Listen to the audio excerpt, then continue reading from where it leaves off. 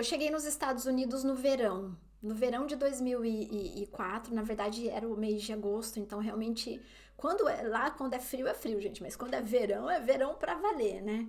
E aí que eu me encontrei com a família a primeira vez, aí você já começa a se deparar com algumas situações, no sentido assim, gente, o que que eu faço? Eu dou a mão, eu abraço, eu falo oi, eu falo hi, eu falo hello. O que que eu, tipo assim, o que que eu falo, né? Só que assim, isso que eu tô falando é tipo, são milésimos de segundo de pensamento que te vem assim, né? Aí, tipo, falei, na dúvida não vou pegar na mão. Só que assim, eu estou falando de 2004, né? Nesse momento nós estamos em um período aí de pandemia, claro que o cenário assim seria parecido. Você falaria um oi, hello, né? Mais ou menos assim. Bom, e aí eu me lembro que no trajeto até a casa passavam assim pela highway vários carros, esses, sabe, esses carros grandes, 4x4 e tal. E os americanos amam essas capinhas fofas, né, assim no pneu atrás. Então tinha a capinha do Frajola, tinha do Pernalonga, nossa, tinha tantos. E o que mais me chamou a atenção era o Aladdin. Gente, assim, 10 horas de voo, fizemos conexão em Washington para depois ir para Nova York, todo aquele hu-ha e tal. E aí, eu falei, a família conversando entre eles e eu falei assim em português: ai, que gracinha, o Aladim. Gente, a família assim, ó, todo mundo parou, sabe quando todo mundo para e fica assim, ó? Aí que eu me deparei, sabe? Que eu tinha que trabalhar a minha mente. Rosiane, desliga o português, liga o inglês. Desliga o português, liga o inglês. Só que uma coisa que chamou a atenção foi que eu falei Aladim. Porque eu falei em português, não falei Aladdin. Né? Eu falei Aladim. Aí a família assim, Rosiane, como é que é? Aladim? É assim que vocês falam? Sabe? E aí me vem, inclusive, quando vem essa cena na cabeça, quando o professor, gente, em sala de aula, hoje, agora falando já de um momento mais atual, ele fala para você, sabe, as palavras-chave ou as palavras do dia a dia, sabe? Por exemplo, você dizer Instagram ao invés de Instagram, sabe? Você dizer, por exemplo, hot point ao invés de dizer hot point. Por quê? Porque se você ficar com esse pensamento assim, tô no Brasil, gente, todo mundo no Brasil fala assim. O mais difícil quando você sai do país depois, entre aspas, é você desaprender aquele jeito que você falava. Você entende? Isso realmente fica na sua mente, você pronuncia dessa forma. E dependendo da situação, eles não vão entender. Tá, não vão entender Instagram. Tá, essa é uma palavra até que mais comum, pode ser até que entenda, mas assim, se você se propõe a falar inglês, comece, sabe? Pelo mínimo. Comece pelas palavras-chave, pelas palavras do dia a dia. Eu falo isso por experiência própria, sabe? Muitas coisas, como por exemplo, Hotmail, né? Hotmail. Era assim que a gente falava, né? Então, eles ficam meio impressionados, tipo assim, é assim mesmo que vocês pronunciam? Isso eu tô falando só de primeira impressão, gente. Essa foi a primeira impressão. Quando nós chegamos na residência, duas coisas me chamaram fortemente a atenção, mas assim, fortemente mesmo, que eu me lembro assim em detalhes. Primeiro que eles prepararam um churrasco, assim, um churrasco na versão americana, sabe? Bem daqueles filmes que eles colocam a churrasqueira lá fora, aquela churrasqueira grande, a gás, que tem uma rodinha e tal. E eles tiveram o cuidado de pesquisar a respeito da alimentação do brasileiro, né? Mais uma vez, não estou falando na época do Google, não tinha Google na época, estou falando de 2004, né? E eles pesquisaram e identificaram que nós brasileiros temos como prato principal na refeição diária o arroz. Então eles prepararam um arroz assim, gente, muito, mas muito apimentado, né? E eles prepararam salada, o que mais dava para proporcionar assim de variedade, eles tiveram esse cuidado justamente porque eles pensaram nessa questão da diferença cultural, né? Então, apimentado, mas tinha ali o arroz, tinha salada, tinha batata, sabe? E, e enfim, um churrasco, sabe? Ao estilo americano. Então, essa foi a primeira impressão, todo esse cuidado e tudo mais. E o segundo é que à tarde, quando a gente sentou para conversar, eles trouxeram para mim um protocolo com as regras da casa, né? Um protocolo mesmo, gente. Tinha o quê? Não sei, acho que umas 42 páginas. E tinham vários pontos, por exemplo, eles pontuaram as rádios específicas que quando eu estivesse, por exemplo, com a criança no carro, né, ou a adolescente, no caso porque ela tinha 15 anos, para não ouvir determinadas músicas. Então aquilo te faz pensar, poxa, olha, então você começa a se deparar com as diferenças, você começa a se deparar. E vai muito, sabe, do seu background, da sua vivência, da sua experiência, a forma que você vai interpretar isso, entende? Então algumas pessoas resistem, tipo assim, gente, que isso? Regra da casa? Gente, você não está na sua casa.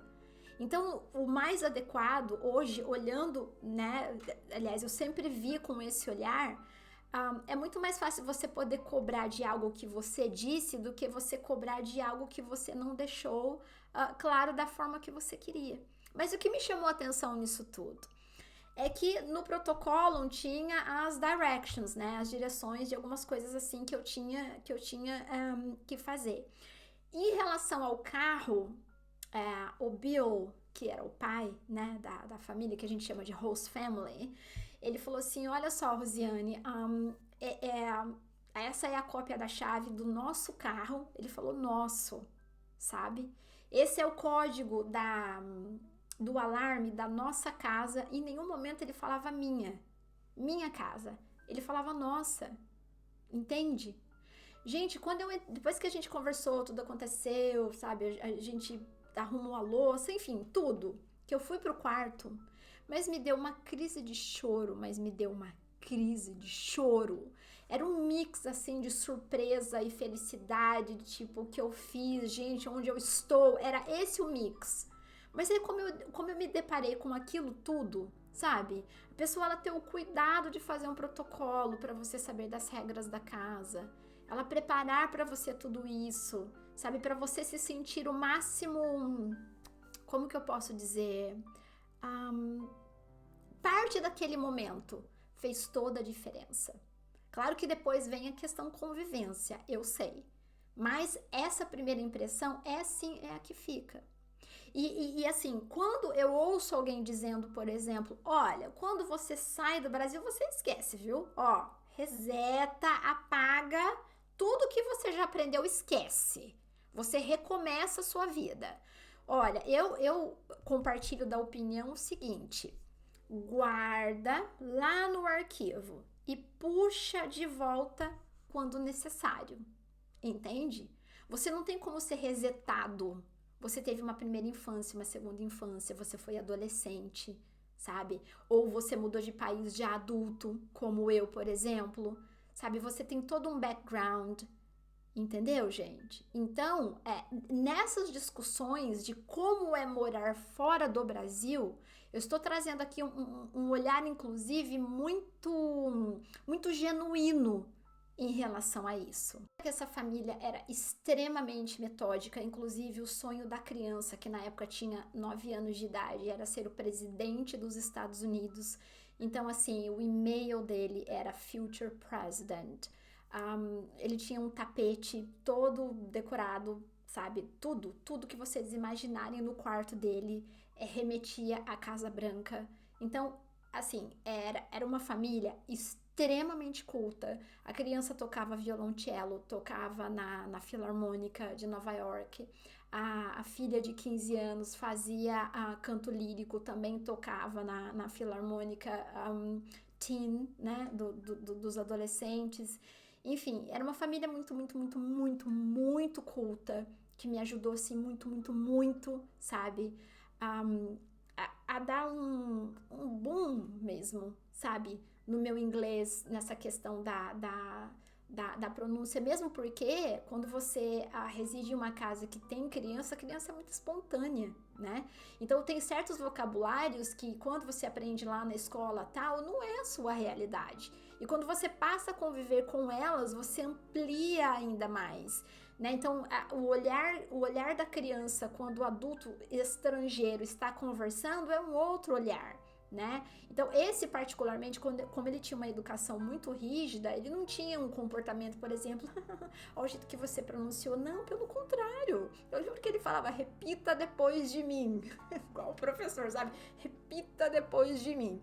E esse igual um professor que é outro insight que eu quero trazer aqui, sabe? Então, por isso que eu não concordo muito com esse contexto, não, você reseta. Então, o quanto você está aberto, sabe, para esse novo. E o que você considera como um passo para trás, será que é mesmo um passo para trás? Quando eu chegar aqui no contexto sobre Londres, vocês vão entender sobre isso que eu tô falando. Em resumo, só para fazer aqui um overview, sabe? Eu fui para os Estados Unidos para ficar um ano. A família me convidou para estender o programa de intercâmbio. Voltei para o Brasil para tirar o meu visto. Fiquei 30 dias, né, com a família e tudo mais. Voltei para os Estados Unidos. E a convivência foi fácil? Não, não foi. Mas, como eu tinha uma disciplina tanto corporativa, como assim, como pessoa também, uma pessoa super disciplinada, sabe, de sempre voltar para o eixo, não gostei, vamos sentar, vamos conversar. O que aconteceu aqui que vocês não gostaram? O que vocês fizeram também que para mim foi diferente? É esse o contexto que eu quero dizer, sabe? Aí, eu me lembro que nesse ano, acho que foi 2005, tinha aquela novela America, que passava na Globo. America. Eu esqueci o nome da atriz. Enfim, sabe, que eu voltei pro Brasil, gente. Os questionamentos assim, das pessoas, as perguntas eram assustadoras. Então, eu lembro que a primeira pergunta era assim, mas você tá legal? Como que você está no país? Sabe, foi isso que inclusive a novela na época despontou na cabeça das pessoas.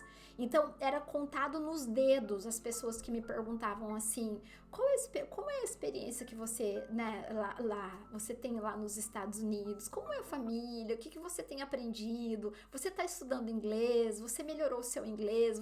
Não! Né? Então, é por isso que eu tô falando, que abre a nossa mente para de uma outra forma, sabe, gente? Eu não vou conseguir explicar apenas em um vídeo, sabe? Demanda, assim, muitas palavras para conseguir explicar o que foi isso, sabe? Isso foi, assim, foi transformador, sabe? Os 3 primeiros meses eu chorei todos os dias. Não faltou vontade de pegar minha mala todos os dias. Por quê? Porque você não se sente parte daquilo, sabe? A casa era maravilhosa, a realidade era maravilhosa, tudo era maravilhoso, tudo. Não tem. Quando você vai, principalmente nessa condição de intercâmbio, que você estuda e tudo mais. Eu, por exemplo, voltava da escola só 3 horas da tarde, eu fazia vários cursos, né? Eu fui para fazer um, mas eu optei por fazer os outros extra. E assim, isso agrava muito mais no inverno. Eu estou falando em um período que não existia smartphone. Aí você considera também a diferença de horário, sabe? Você quer falar com alguém, daí você olha e fala, putz, 5 horas de diferença, às vezes é madrugada, né? Pra pessoa no Brasil, e o que acontece? Você se vê por vários momentos com você, sabe? Falando com você, pensando com você. E aí que começa a jornada, sabe, do autoconhecimento. Que no Brasil é difícil você encontrar esse eixo. São muitos estímulos, são muitos compromissos. Acontece tanta coisa que você já não sabe mais o que está acontecendo, sabe? E o seu corpo vai falando. E surge uma alergia, e você trava, e sabe, o pescoço trava, sei lá. Eu, particularmente, já passei por isso, até por sobrecarga também de trabalho. Enfim, aí tem os dois lados, gente, sabe? Então, uma outra pergunta que eu lembro que as pessoas faziam, né, principalmente é muito latente isso, as pessoas pensarem nos Estados Unidos, Rosiane, e o preconceito? Gente, é tão complexo, é tão pesado falar isso, que olha só, em 2 anos de Estados Unidos, em 2 anos, eu não sei explicar para vocês isso, porque eu não tive esse tipo de experiência, sabe? Eu me preparei muito para chegar até lá, no sentido, eu fiz com consciência, eu deixei o meu trabalho, deixei toda a minha rotina, sabe? Eu estava no auge da minha carreira quando eu fui para os Estados Unidos, eu não fui para lá para brincar, sabe? E assim, eu acredito tanto, mas tanto, mas tanto nessa questão de energia, que Deus colocou no meu caminho essa família, que por sinal, desde o ano de 2006, quando eu saí de lá, gente, já morei na Irlanda, moro aqui em Londres, até hoje essa família envia para mim o cartão de aniversário e o cartão de Natal, todo ano, sabe? Então, quando eu falo energia, quando eu falo espiritualidade, Deus sempre soube das minhas intenções, sempre foram muito genuínas. Eu tinha um propósito de ir para lá com começo, meio e fim, sabe? Eu sabia que eu ia voltar para o Brasil de alguma maneira, sabe? Em algum momento eu ia voltar. Fui para ficar 1 ano, estendi o visto, eu fiquei 2, né? E hoje eu vejo que todo aquele frio, toda aquela apreensão, todo aquele desespero que teve 1 ano assim que foi, gente, menos 18 graus. Sabe aquela coisa de filme, quando eles abrem a garagem, a neve vem pra cima de você? Foi bem isso, sabe? Então, quando eu vejo hoje os ingleses, né, quando neva aqui e tal, é um drama, assim, às vezes o trem para de circular e tal, aí você olha para trás e você fala assim, pô, os americanos lidam super bem com isso, sabe? Então, gente, foi um super aprendizado.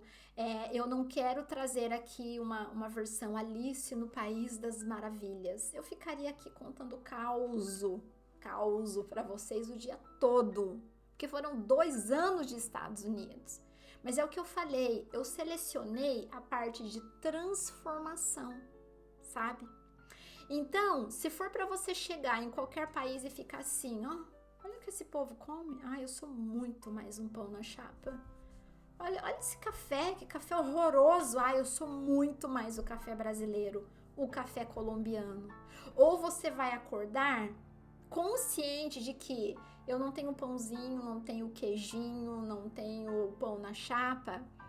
O que tem de diferente aqui? Vamos ver o que eu posso fazer, onde que eu vou procurar. Ainda mais hoje, gente, nessa ascensão da internet, entende? Então, é muito mais o que está dentro de você que vai reverberar, sabe? E aí a pessoa fala uma coisa, aquilo parece um Big Brother, assim. Não acredito que ela falou assim comigo, tal. É natural, porque você tá longe da sua casa. E te vem na mente várias vezes assim, eu não preciso passar por isso. Todo brasileiro, gente, todo brasileiro já falou, já pensou dessa forma. Eu não preciso passar por isso. Eu vou voltar pro meu país, entendeu? Aí você para 2 vezes, você pensa no seu propósito, se você foi com propósito, se você teve um porquê. É aí que está a diferença. No período dos Estados Unidos, eu passei 12 dias de férias aqui em Londres. A família, ela foi esquiar no Canadá. Eu tive a minha pausa dos cursos lá em Nova York. E no mês do meu aniversário, as minhas amigas brasileiras, algumas eram vizinhas lá em Nova York, outras não. Pessoas que assim que eu tenho no meu coração, que eu converso até hoje, que a gente tem contato até hoje. E na época elas me presentearam, gente, com esse livro aqui, ó. Como eu venho falando, né? Não tinha essa questão de pesquisar na internet e tudo mais. E foi aqui, através desse guia, que as meninas me presentearam, que foi um dos melhores presentes da minha vida. Para onde eu for, esse livro, ele vai comigo. Foi com ele que eu pesquisei todos os passeios. Inclusive, tem até como fala? Aqui, ó, uma entrada do British Museum, que é o Museu Britânico, um dos museus que era o meu sonho, assim, visitar em Londres. Eu vim sozinha nessa viagem, eu lembro que eu fiquei mais de 3 horas dentro desse museu, mas agora, dentro da linha do tempo, eu vou falar para vocês a respeito de London. Eu vou continuar aqui a linha do tempo, mas já vou trazer um spoiler. Quando completar 10 anos que eu resido aqui em Londres, porque até o momento que eu estou gravando esse vídeo faz 9 anos, quando completar 10, eu vou fazer um vídeo especial falando nesse contexto de experiência e também nesse contexto de empreender, né? Porque na verdade eu trabalho aqui em Londres no segmento do turismo, eu trabalho com assessoria turística, inclusive eu apresento a cidade através de um dia de tour muito especial, os brasileiros que gostariam e que querem conhecer a cidade de Londres, e claro que eu trago isso com um olhar super especial e acima de tudo muito além do óbvio. Até por isso que no começo desse vídeo, lá na narrativa, vocês me viram com o John, né? Ele veio a turismo para Londres, ele é um colombiano, ele veio conhecer aqui a cidade e eu tive o privilégio de apresentar toda a cidade de Londres para ele. Bom, ainda seguindo a linha do tempo, foram 2 anos residindo nos Estados Unidos. Aí nos primeiros 30 dias, quando eu retornei ao Brasil, eu comecei a dar aula de inglês. Inclusive na escola CCAA, eu não pude estudar nessa escola na época, quando eu era criança, e dei aula na Wizard, uma outra escola que eu estudei, mas infelizmente essa escola já não existe mais. E assumi um outro desafio na Unimed, né? Assumi inclusive uma coordenação tempos depois, que era assim uma realidade totalmente diferente de quando eu trabalhava diretamente no hospital. Aprendi muito, mas aprendi muito, né, nesse contexto corporativo principalmente, mas mais uma vez o meu coração dizia que era um ciclo de começo, meio e fim, porque o meu coração não estava ali mais, principalmente depois dessa experiência transformadora, sabe, que eu tive nos Estados Unidos, de ver o mundo com outros olhos, de conhecer pessoas de, sabe, diferentes pontos do mundo, diferentes partes do mundo, aliás. E aí eu resolvi fazer um curso na Irlanda e inclusive morei na Irlanda por 7 meses e mais uma vez um recomeço, justamente porque a realidade, o pensamento, o hábitos de vida e tudo mais do europeu é completamente diferente do americano. Isso para mim é muito marcante aqui, sabe? Então essa questão do consumo desenfreado, que existe nos Estados Unidos, não que não exista aqui, existe sim, gente, mas até porque eles têm um contexto histórico marcante num outro, numa outra vertente, vamos dizer assim, até por essa questão dessas guerras sangrentas, tudo isso que aconteceu, né? Então, assim, a gente percebe que o consumo, o mindset nessa questão do consumo, né? De obter coisas, de ter coisas, é diferente lá dos Estados Unidos. Não estou dizendo que é melhor nem pior, só estou dizendo que é diferente, né? E essa junção do diferente é que te faz abrir a mente e enxergar o mundo com outro foco, sabe? Uma outra lente, um outro olhar completamente, né? Então, assim, eu posso dizer para vocês que os irlandeses são muito, muito, muito parecidos com os brasileiros, sabe? Em termos, assim, de hospitalidade, eles são bem, assim, alto astral, eles são para cima, tal. Tanto é que, assim, um dos amores que eu peguei, sabe, por um pub, por exemplo, claro que primeiramente foi na Irlanda, e é exatamente aí que vem essa questão do contexto e não apenas da interpretação pessoal. Quando você diz que um europeu de qualquer país, ele é alto astral, ele, sabe, é bem pra frente, assim, não significa, gente, que é na mesma intensidade do brasileiro, por exemplo. Mas eles sabem sim como ser hospitaleiros, sabe? Eles sabem sim como recepcionar alguém na casa deles e ser muito, muito, muito agradáveis. Na verdade, essa linha do tempo, ela é super extensa, sabe? Foram 7 meses lá na Irlanda, mas como eu já trouxe o spoiler aqui para vocês, eu vou fazer um vídeo especificamente só sobre Londres, coroando toda essa experiência e eu vou compartilhar isso com vocês. Mas antes de encerrar esse vídeo, eu quero dizer para vocês o seguinte: Eu acabei intensificando um pouco mais a minha trajetória aí no Brasil, até mais do que toda essa experiência fora do Brasil, para mostrar para você que justamente não é possível você resetar, você eliminar o que você aprendeu, o que você construiu, o que você conquistou aí no Brasil, sabe? Em termos principalmente de mindset. Porque se eu for pontuar para vocês qual é a primeira mudança que começa a acontecer na sua vida, nesse contexto de morar fora, é quando você está arrumando a sua mala. Sabe aquele seu enfeitinho do armário, da sala ou do seu quarto favorito? Talvez ele não vá com você. Talvez ele não caiba na mala, sabe, devido ao peso. Talvez ele seja muito pesado, você tenha que abrir mão dele. Então, vai na sua mala o que é essencial. Só que essa mala, se você foi com 32 quilos, com 23 quilos, que é a realidade agora, ela volta o triplo depois. Mas eu não estou falando de coisas, eu não estou falando de pertences, eu não estou falando de coisas que você adquiriu nessas viagens. Eu estou falando de conhecimento. Eu estou falando de mudança interior. Você aprendeu a olhar para você, sabe, a fazer uma leitura do seu corpo, o que o seu corpo precisa, sabe? Você aprende a selecionar até a sua dosagem, sabe, de espera, sabe? A sua ansiedade, ela muda completamente o foco, porque muitas coisas não estão no seu alcance.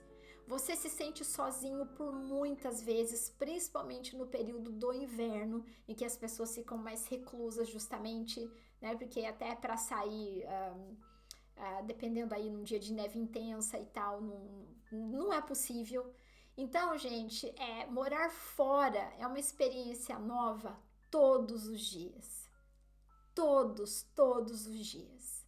E eu quero finalizar aqui esse vídeo com uma frase muito profunda, na verdade é um trecho do Augusto Cury, que foi exatamente esse o meu mantra, que me fez não desfocar no meu propósito, não abandonar o barco no meio do caminho, e vontade não faltou, né? Principalmente por falta mesmo da nossa cultura, desse calor humano, sabe? Mas que fez toda a diferença.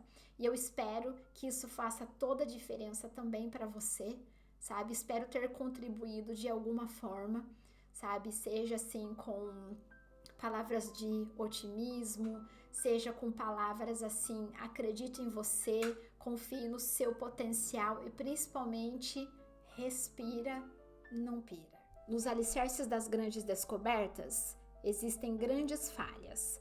Nos alicerces das grandes falhas existem grandes sonhos de superação. Realizar sonhos implica em riscos.